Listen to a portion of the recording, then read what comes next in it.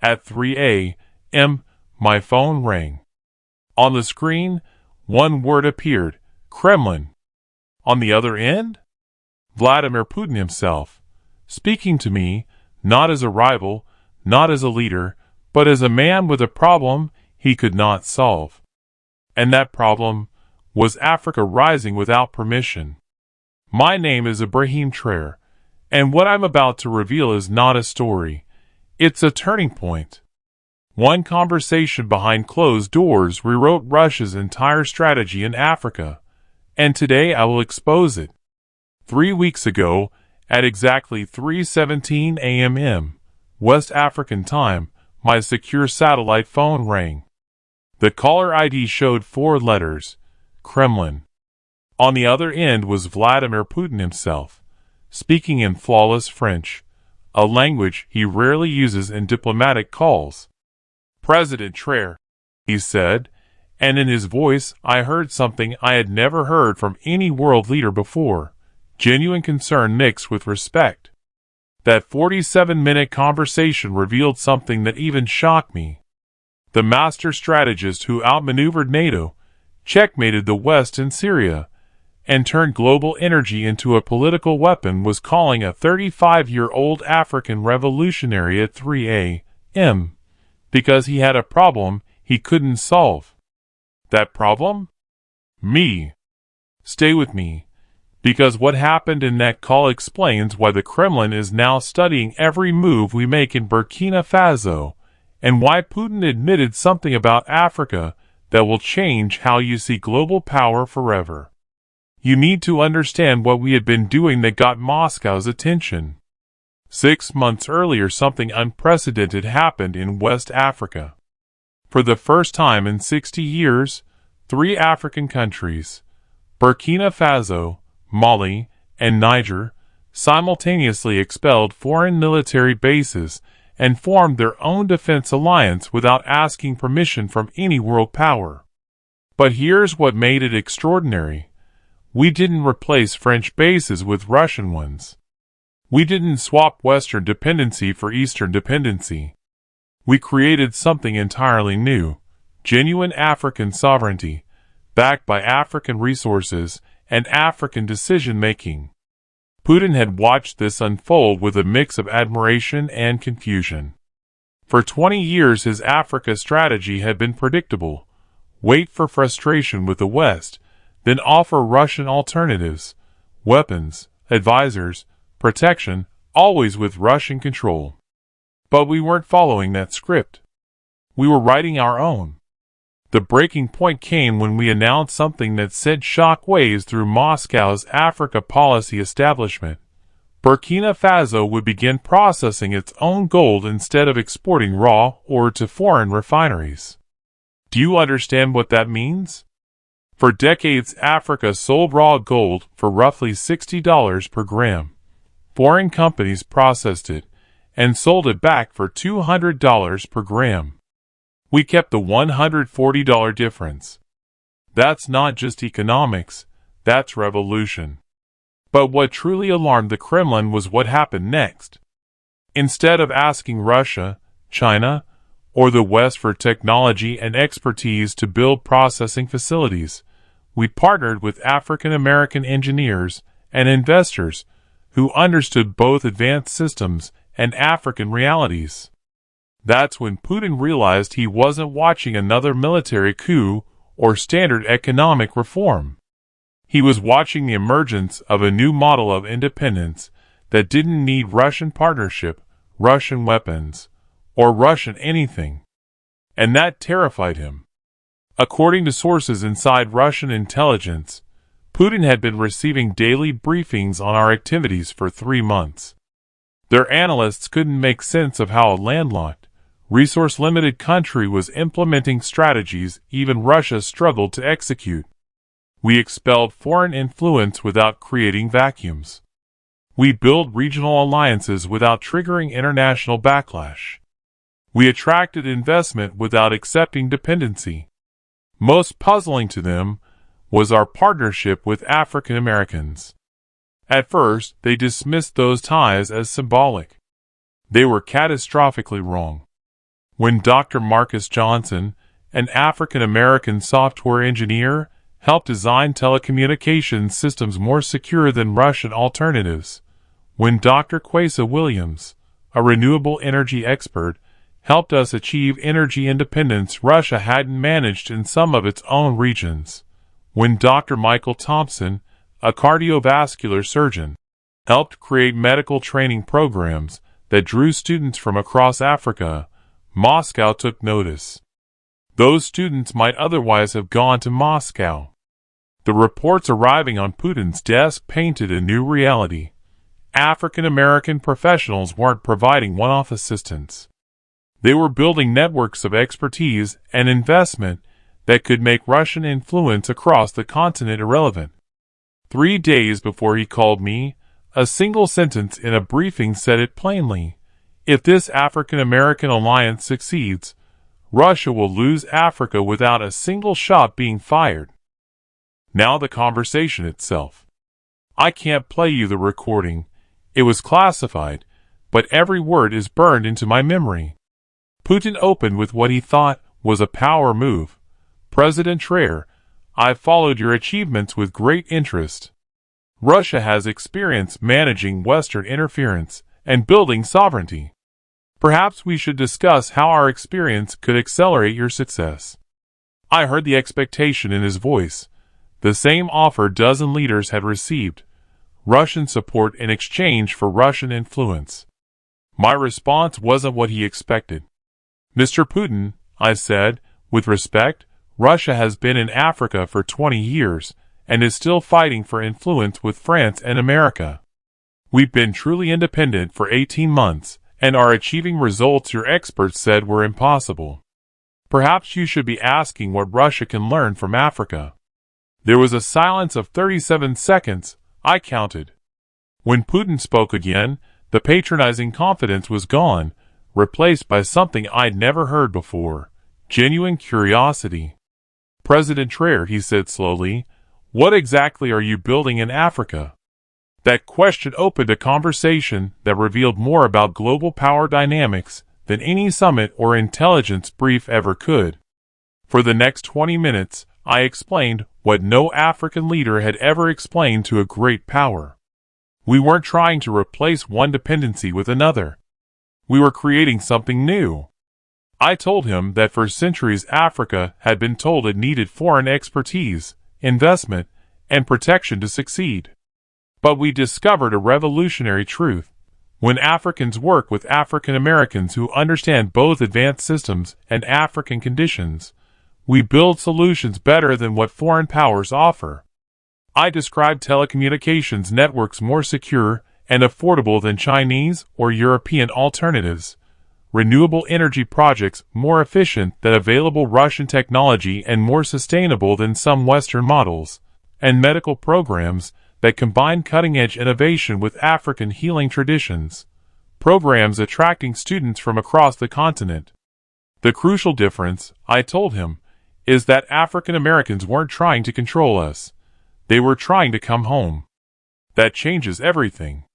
Putin then asked a question that revealed how profoundly he'd misunderstood our relationship. But surely African Americans expect something in return, he probed. Yes, I replied. They expect to be welcomed home to a continent proud of what we built together. They expect to be part of an African renaissance that honors our shared heritage while embracing global potential. They expect to help build the Africa our ancestors dreamed of before colonialism scattered our people across the world. Another long silence. Then Putin said something that shocked me. In 20 years of African engagement, no one has ever explained their motivations to me in those terms. That's when he realized his mistake. The moment that followed explained why he had really called it 3am. For the next segment, the conversation became about implications. Putin admitted Russia's Africa strategy assumed dependency, position ourselves as the alternative to Western influence and maintain control. But what I described suggested Africa might not need external patrons if Africans and their diaspora worked together effectively. That realization shifted the whole calculus. If Africa could achieve genuine independence through African-American cooperation, Russia wouldn't just lose influence. The very model of external dominance could be made irrelevant. For the first time, I heard vulnerability in Putin's voice. The man who rebuilt Russia's post-Soviet power, who had challenged American hegemony across continents, was grappling with a scenario he had never considered. What if Africa didn't need Russia at all? 25 minutes into the call, Putin asked a question that revealed the scale of his concern. Is what you're building with African Americans a model that could be replicated elsewhere?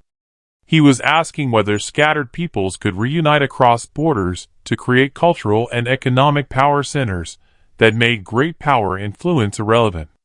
I answered plainly. We're proving family connections are stronger than cold strategic calculations. Shared heritage yields partnerships more sustainable than transactional alliances. When people work together because they belong together, they build institutions external powers cannot control or easily replicate. Putin's voice changed. What you are describing, he said, isn't just African development. It's a fundamental challenge to how global power has been organized for centuries. Then he made an admission that still gives me chills. Russia rebuilt itself by challenging Western dominance, but what you describe suggests external dominance of any kind might not be necessary. That's more revolutionary than anything Russia has achieved.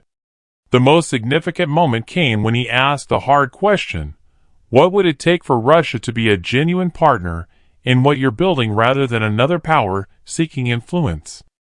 That showed he grasped the core issue. We weren't anti-Russian or anti-anyone. We were pro-African in a way that made external control unnecessary. Genuine partnership, I told him, means accepting that Africa will make decisions based on African interests, even when they do not align with Russian goals. It means supporting African success even when that success reduces African dependence on Russian support. It means celebrating African unity even when that unity diminishes outside influence. As we spoke, Putin was no longer calculating strategic moves. He was grappling with a new paradigm. I told him again, that's why it works. The final 15 minutes of our conversation focused on practical concerns he feared. How we maintained security without foreign military bases, how we attracted investment without foreign control, how we built alliances without provoking international backlash. With each answer I gave, I could hear him realizing that the assumptions Russia had used for decades were wrong. We weren't inherently dependent on outside expertise. We weren't unable to govern at scale. We had been weakened by centuries of interference. But when that interference was removed and replaced by authentic partnership, we achieved results that impressed even the world's most seasoned strategists. Near the end of the call, Putin said something I will never forget. I have spent decades studying power projection, but you have achieved more transformative results in 18 months than Russia has achieved in 20 years of engagement. Then he asked the question that explained why he called. What are you going to do next? My answer is what truly shook the Kremlin. Mr. Putin, I said, we're going to prove that scattered peoples can reunite, that authentic cooperation is more powerful than strategic competition, and that when families work together across oceans and centuries, they create possibilities no external power can prevent or replicate. I told him about plans to expand the African American Alliance to 30 African countries within 2 years, about African universities that attract global talent by combining innovation with cultural authenticity, about African companies competing globally not by copying foreign models, but by creating African solutions to universal problems. Most importantly, I said, we'd show that black excellence is not an exception. It is a foundation on which entire civilizations can be built. Putin's final response revealed how deeply he understood the stakes. If you succeed, he said, you'll prove that traditional great power influence is less necessary than assumed. That will change everything. And that is why we will succeed. 3 days after our call, something unprecedented happened in Moscow. According to my sources in the Russian government, Putin convened an emergency meeting with his top Africa advisors and ordered a complete reassessment of Russia's Africa strategy. We had shattered assumptions about African capabilities and limitations. If Russia continued treating Africa as a region that needed their guidance rather than a continent that could teach them new approaches, they would risk becoming irrelevant. 2 weeks later, Russia publicly shifted its approach. Instead of offering military bases and extractive deals, it began proposing technology partnerships and educational exchanges that purported to respect African decision-making. My conversation had changed how the Kremlin framed engagement. The implications extend far beyond Russia. When the Kremlin acknowledged that African-American cooperation created results traditional great powers couldn't match, it sent a signal to Beijing, Brussels, and Washington.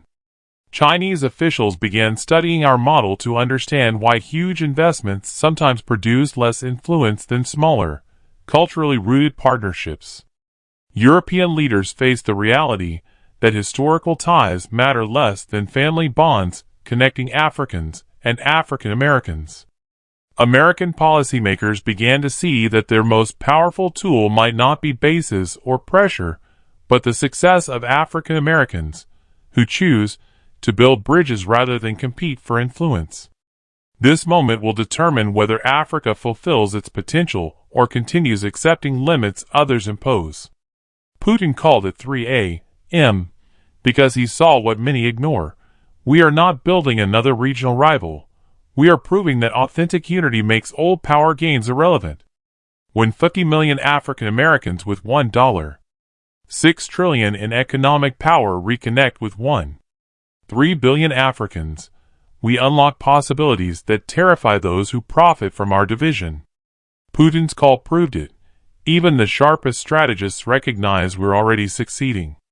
The question now is not if we'll win, but how quickly we can become too strong to pressure, too united to divide, and too authentic to copy. To my African American brothers and sisters, your partnership is not just business. It's the reshaping of global power. Your expertise, your investment, your decision to see Africa as home creates results that impress even the world's master strategists. Putin admitted it himself. What we're building together is more transformative than anything in his playbook. One final revelation from that call still chills me.